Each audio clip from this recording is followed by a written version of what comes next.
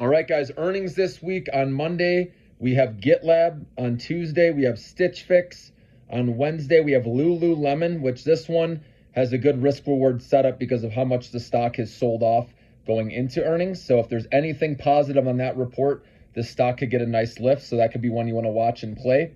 And then also Thursday, DocuSign as well as NEO. Okay, I know a lot of people are interested in NEO.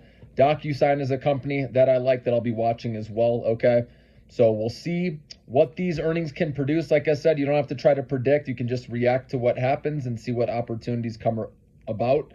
But the best risk reward, I believe, is Lululemon with how much it's sold off. That's just my personal opinion. I think these, yoga pants and them getting into the men's side of things as well, and the footwear, right? They're going to keep growing and internationally as well. Okay, but we'll see what the numbers show, right? And you never know, if it dips even more, then I would recommend jumping. And regardless, I think it's one you want to be in again long term with Lululemon. Okay, and then we have on Thursday, the European Central Bank, they're saying most likely is going to cut interest rates, okay, for the first time by a quarter basis point, which that could get some of these small cap stocks going, but it's more for the European stocks out there, okay?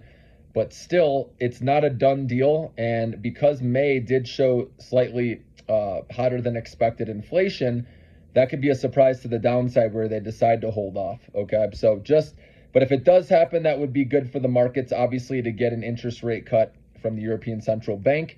And that could, make investors excited about that happening eventually in the U.S., okay? So that's what's happening this week. There's, of course, economic data throughout the week as well with jobs reports, okay? Especially the big one Friday, okay? But like I said, it's all data dependent, right, for our interest rate cuts in the U.S. But if European Central Bank can do it, that's a step in the right direction, guys.